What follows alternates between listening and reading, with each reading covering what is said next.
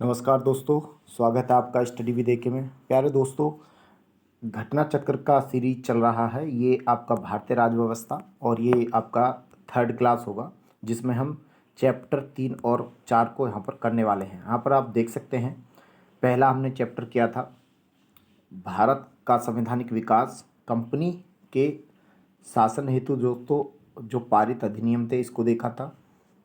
उसके बाद यहाँ पर आप देख सकते हैं ब्रिटिश ताज के अधीन जो भी अधिनियम पारित किए गए थे, ये देखा। उसके बाद संविधान सभा और निर्माण प्रक्रिया देखी थी संविधान की। आज हम देखने वाले हैं चैप्टर 3, संविधान सभा की प्रमुख समितियां और संविधान के विदेशी स्रोत, जहां से क्वेश्चन आते हैं लगातार। तो चलिए आगे देख लेते हैं। संविधान की प्रमुख समितियां, तो प्यारे दोस्तों चलिए थोड़ा सा इसको जूम कर लेते हैं।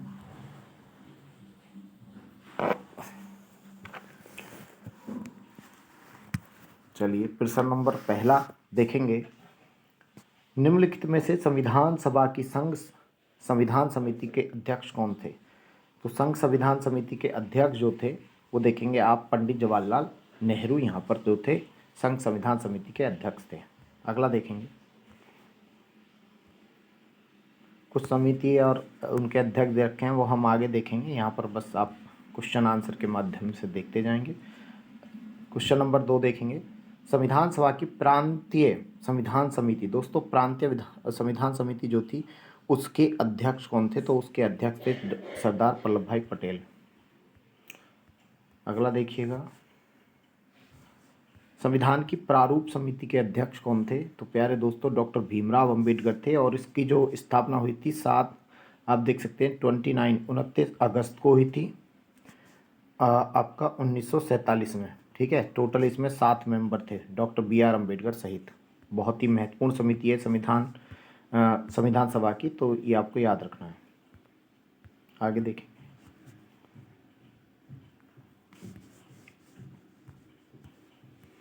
नेक्स्ट प्रश्न देखेंगे। फिर से वही आया है, संविधान की प्रारूप समिति के अध्यक्ष तो डॉक्टर BR अम्बेडकर। ठीक है, अगला देखेंगे, मैच द फॉलोइंग दे दिया है, संविधान की समिति हैं और उनके अध्यक्ष दे रखे हैं, तो आपको बताना है भाई यहाँ पर। और ये जो यहाँ पर देखेंगे, संघ संविधान जो समिति थी उसके जो थे वो आपका पंडित जवाहरलाल नेहरू थे। ठीक है, भीमराव अंबेडकर प्रारूप समिति के थे। ठीक है, लेकिन यहाँ पर देखेंगे मूल अधिकार समिति जो थी उसके अध्यक्ष यहाँ पर पटेल थे। ठीक है, जबकि इसमें दिया हुआ ही नहीं है। ठीक है, इसी प्रकार ये जो संचालन समिति है प्यारे दोस्त, कार्य संचालन समिति, इसके राजेंद्र थे। ठीक है, राजेंद्र प्रसाद। तो इसमें मैच द फॉलोइंग ही गलत दे रखा है, तो थोड़ा सा इसको आप देख लीजिए। यहाँ पर मैं आगे देख लेते हैं, दिखा देता हूँ। इसमें कोई मैच नहीं कर रहा है। जैसे मान लीजिए ये मूल अधिकार समिति दोस्तों वो सरदार वल्लभ भाई पटेल हैं। स्टेयरिंग समिति दोस्तों जिसको बोलते हैं संचालन समिति, डॉक्टर राजेंद्र प्रसाद। संघ संविधान समिति आपका पंडित जवाहरलाल नेहरू हो गया, और प्रारूप समिति डॉक्टर BR अम्बेडकर। ठीक है जी। KM मुंशी कार्य संचालन समिति के अध्यक्ष यहाँ पर दे रखा है। ठीक है, ये कार्य संचालन है क्योंकि वो स्टेयरिंग है। ठीक है, तो यहाँ पर देख सकते हैं आप, हाँ यहाँ पर KM मुंशी बता रखा है। तो ये आयोग के ऊपर डिपेंड करेगा। ठीक है, लेकिन ये थोड़ा सा देख लीजिएगा। अगला प्रश्न है, संविधान सभा द्वारा स्थापित मौलिक अधिकारों और अल्पसंख्यकों हेतु सलाहकार समिति के अध्यक्ष, तो दोस्तों इसका सरदार वल्लभ भाई पटेल थे। ये जो समिति है ये काफ़ी महत्वपूर्ण समिति है। इसकी 2 उप समितियाँ भी थी, 2 उप समितियाँ थी, एक अल्पसंख्यक संबंधी थी, एक मूल अधिकार संबंधी समिति थी। ठीक है, तो यहाँ पर आप देख सकते हैं इसकी 2 उप समितियाँ थी। ठीक है जी, यहाँ पर देख सकते हैं सरदार पटेल संविधान सभा द्वारा स्थापित मौलिक अधिकारों और अल्पसंख्यक हेतु सलाहकार समिति के अध्यक्ष थे। जबकि दोस्तों सलाहकार समिति की 2 यहाँ पर देखेंगे उप समितियों में से मूल अधिकार उप समिति थी जिसके अध्यक्ष जो थे वो JB कृपलानी थे, जबकि अल्पसंख्यक संबंधी उप समिति थी दोस्तों HC मुखर्जी इसके अध्यक्ष थे। तो दोनों को ध्यान रखना है। यानी कि जो मूल अधिकार संबंधी समिति थी, यानी कि committee related to fundamental right, दोस्तों उसके अध्यक्ष आपका सरदार वल्लभ भाई पटेल थे। जबकि इसकी 2 उप समितियाँ थी सब कमिटीज़। तो एक थी सब कमिटी ऑन आपका माइनॉरिटीज़ और उसके अध्यक्ष कौन थे? तो आपके HC मुखर्जी। जबकि एक थी सब कमिटी ऑन आप कह सकते हैं फंडामेंटल राइट, तो JB कृपलानी। ठीक है ना, ये एक ध्यान रखना है, पूछा जाता है।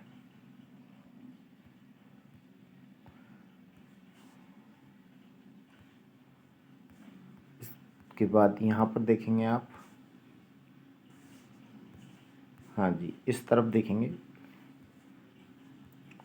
प्रारूप समिति में टोटल कितने सदस्य थे। तो प्यारे दोस्त, लेकिन यहाँ पर क्या लिखा हुआ है, समिति में कितने अन्य सदस्य थे डॉक्टर बी आर अम्बेडकर के अलावा, ठीक है, क्योंकि वो तो अध्यक्ष थे, तो 6 थे। अच्छा, ये कौन कौन थे दोस्तों, इनके नाम पता होना चाहिए, ठीक है, याद रखना है। 6 अन्य सदस्य कौन है, तो एक तो है एन गोपाला स्वामी अयंगर, ठीक है, अल्लादी कृष्ण अय्यर, ठीक है, के एम मुंशी, और ये एकमात्र कांग्रेसी सदस्य हैं, कांग्रेस के आईएनसी से हैं, ये ध्यान रखेंगे, ठीक है, एकमात्र आईएनसी। यहाँ पर देखेंगे मोहम्मद सादुल्ला, बी एल मित्र, एन डी पी खेतान।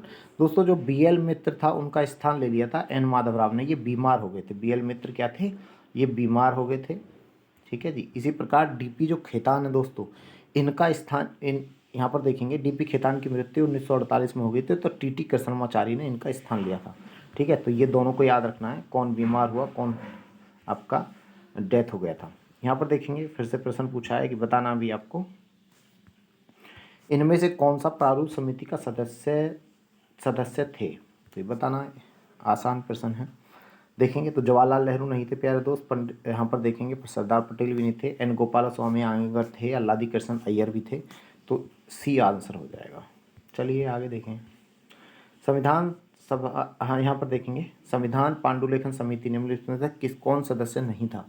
तो दोस्तों के एम मुंशी थे, एकमात्र कांग्रेसी थे, ठीक है, मोहम्मद सादुल्ला थे, अय्यर थे, लेकिन पंडित जवाहरलाल नेहरू नहीं थे, ठीक है जी। आगे देखेंगे, देन इसके बाद देखेंगे डॉक्टर, यहाँ पर देखेंगे संविधान सभा ने डॉक्टर भीमराव अम्बेडकर की अध्यक्षता में प्रारूप समिति का गठन कब किया था, 29 अगस्त, ठीक है, 1947, इम्पोर्टेंट है। उसके बाद आप इस तरफ आएंगे, संविधान निर्मात्री परिषद की दोस्तों झंडा समिति के अध्यक्ष कौन थे। देखो यहाँ पर ये क्वेश्चन बहुत ज़्यादा कंफ्यूज करने वाला प्रश्न है दोस्तों। यहाँ पर क्या होता है ना, अगर मान लीजिए कि ये निर्मात्री परिषद द्वारा झंडा समिति जो थी, ये एक क्या थी, एडहॉक कमेटी थी, तदार्थ बोलते हैं इसको, तदार्थ समिति मतलब अस्थायी समिति होती है एक प्रकार की, ठीक है। अगर ये पूछे तो दोस्तों इसका आंसर होगा डॉक्टर राजेंद्र प्रसाद। लेकिन प्यारे दोस्तों, झंडा समिति एक और भी थी जो कि 1931 में बनी थी, 1931 में, ठीक है, कब बनी है, तो 1931 में। और उसके जो अध्यक्ष थे प्यारे दोस्तों, उसके अध्यक्ष आपका सरदार वल्लभ भाई पटेल थे। थोड़ा सा मैं इसका एक्सप्लेनेशन यहाँ पर दिखा देता हूँ। देखेंगे इतिहास में दो है, देखेंगे भारत के इतिहास में 2 झंडा समितियों का उल्लेख मिलता है। एक तो आपका देखेंगे कांग्रेस का 1931 में दोस्तों कराची अधिवेशन में गठित की गई थी, इसके अध्यक्ष सरदार वल्लभ भाई पटेल थे, 6 अन्य सदस्य भी थे इसमें, जैसे मौलाना अबुल कलाम आज़ाद, तारा सिंह, जवाहरलाल नेहरू, ठीक है, JP कृपलानी, तो ये थे। और एक और जो दूसरी मैं बता रहा हूँ, तो आप देखेंगे यहाँ पर, क्योंकि ये तो निर्मात्री सभा द्वारा है, तो दोस्तों यहाँ पर देखेंगे ये भी ये एक तदार्थ समिति थी, ठीक है, जिसके अध्यक्ष मैंने बताया डॉक्टर राजेंद्र प्रसाद, और अन्य सदस्य भी थे इसमें, तो ये आपको याद रखना है। अच्छा, एक चीज़ यहाँ पर आप देखो, मौलाना अबुल कलाम आज़ाद यहाँ पर भी हैं, ठीक है, ये भी याद रखना है आपको, और अब्दुल कलाम आज़ाद इस तरफ भी आपके देखने को मिलते हैं, तो दोनों में अब्दुल कलाम आज़ाद सदस्य के रूप में काम कर रहे हैं, ये बात आपको याद रखना है। अगला देखेंगे, जबकि यहाँ पर देखो डॉक्टर भीमराव अंबेडकर भी इसकी जो है अध्यक्ष, मतलब इसमें सदस्य के रूप में काम कर रहे थे, याद रखना है। खैर अगला देखेंगे इस प्रकार से, हाँ जी, ये आ गया आपका दूसरा जो चैप्टर है, वो है संविधान के स्रोत। दोस्तों जो संविधान के मतलब भारतीय संविधान में जो पार्ट्स हैं, जो आपके कई देशों से लिए गए हैं, तो उसके बारे में संविधान के स्रोत देखने वाले हैं, इससे संबंधित देखेंगे आपका प्रश्न। तो चलिए प्रश्न नंबर 1 देखते हैं। तो प्यारे दोस्त यहाँ पर देखेंगे, भारत के संविधान में उद्देशिका का विचार दोस्तों कहाँ से लिया गया है। तो उद्देशिका जो होगी, यानी कि हमारी जो प्रियम्बल है, ठीक है, द आइडिया, या फिर कह सकते हैं आप प्रियम्बल, तो कहाँ से लिया गया है, आप देखेंगे USA से लिया गया है। कहाँ से लिया हुआ है, तो USA से लिया हुआ है, ये आपको याद रखना है। ये आपको यहाँ पर देखेंगे USA से लिया गया है, ठीक है जी।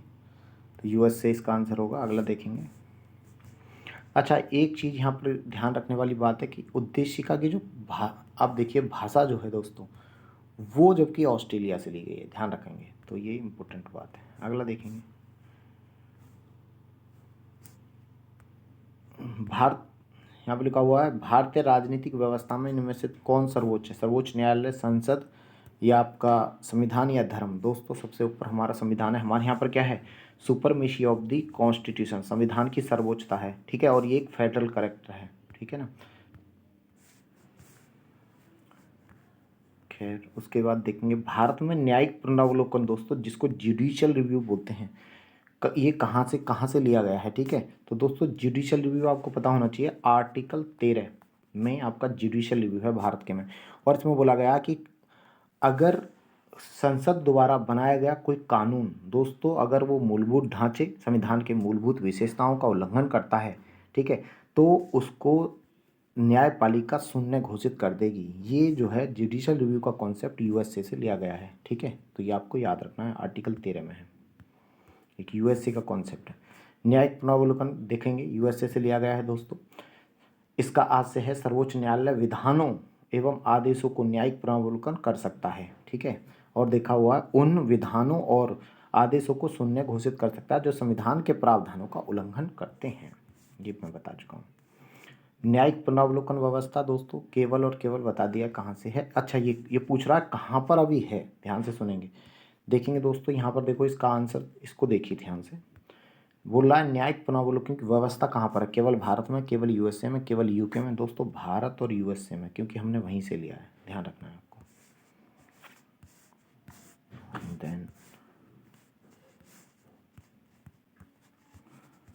नेक्स्ट देखेंगे, इम्पोर्टेंट है।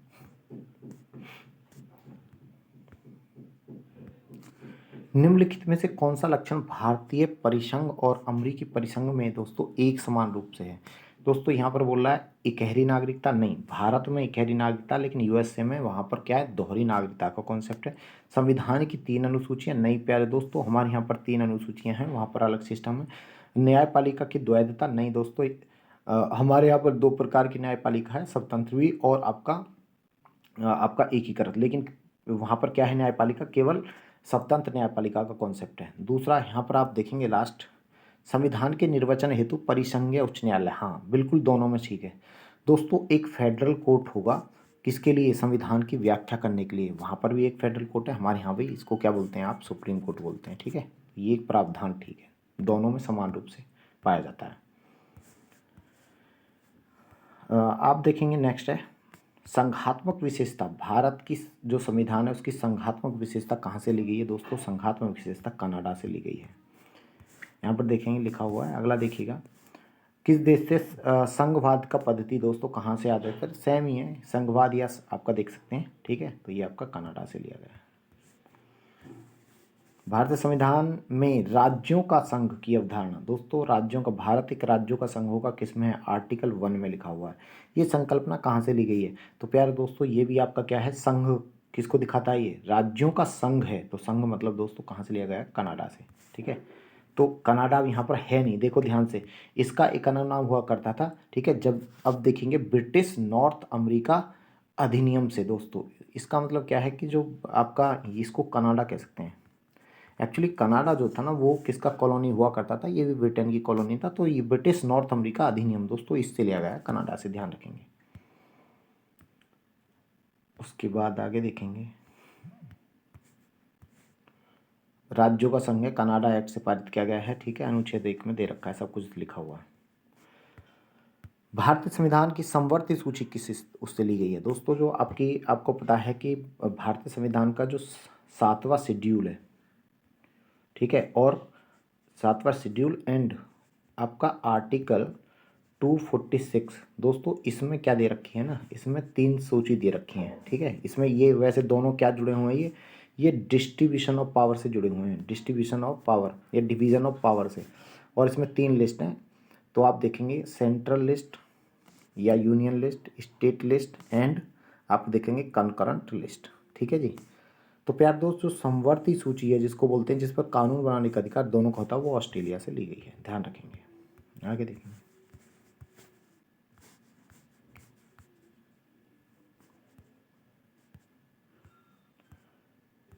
इस तरफ आएंगे।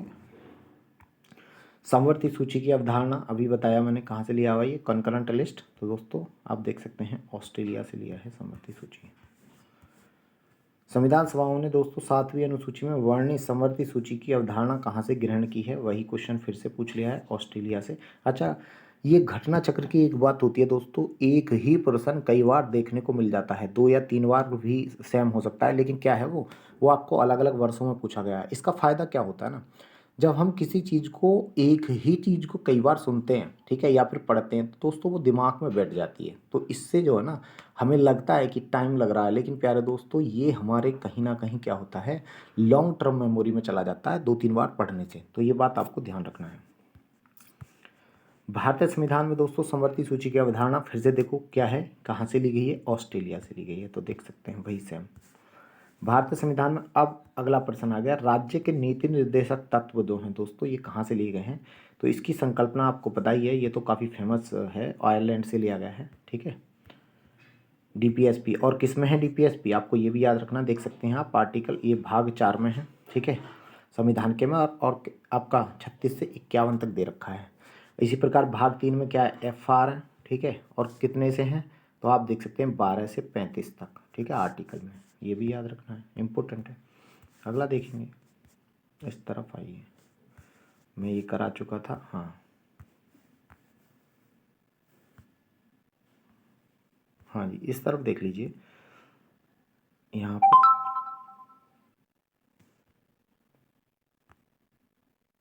14वां प्रश्न देखेंगे। भारतीय संविधान में अन्य देशों के संविधान से कुछ विशिष्टताएं ली गई हैं। देश का राज्य के निर्देश तत्व दोस्तों कहाँ से ली गए, तो आयरलैंड से, उसको घुमा के पूछ रहा है, वही क्वेश्चन है, ठीक है।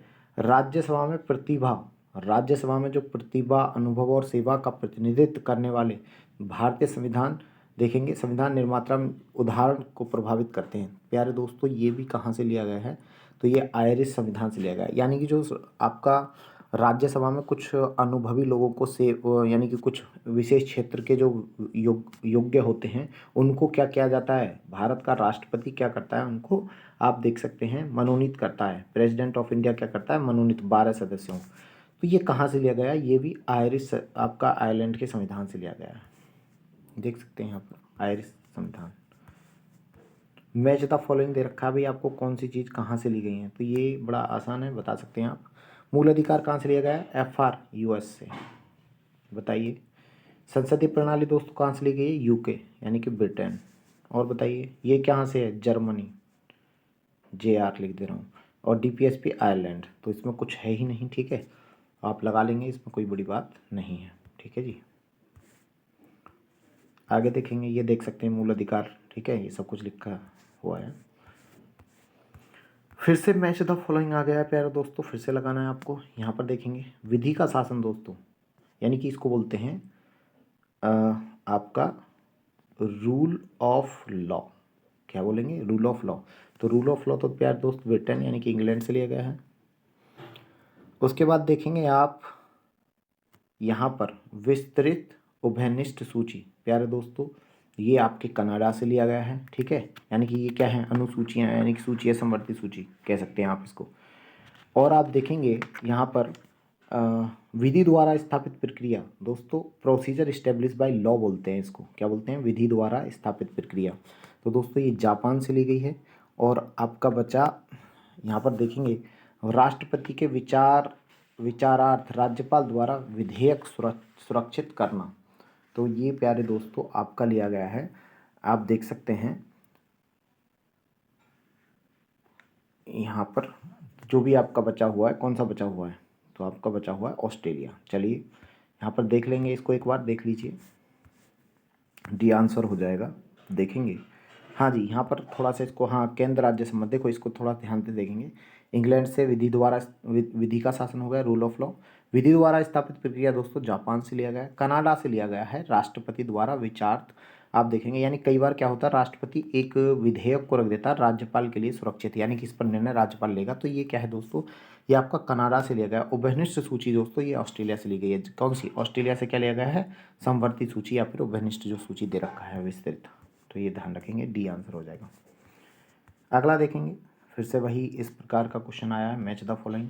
तो डीपीएसपी आपको पता ही है कहाँ से लिया गया है, आयरलैंड से हो गया, ठीक है, राज्य के नीति निर्देशक तत्व। यूएसए से हो गया दोस्तों आपका कौन सा, यूएसए से फंडामेंटल राइट हो गया।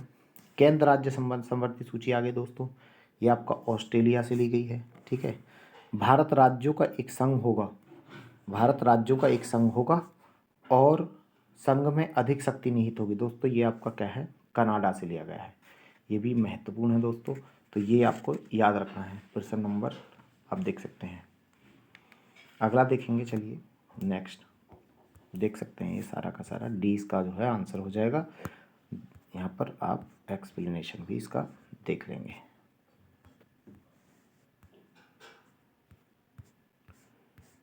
चलिए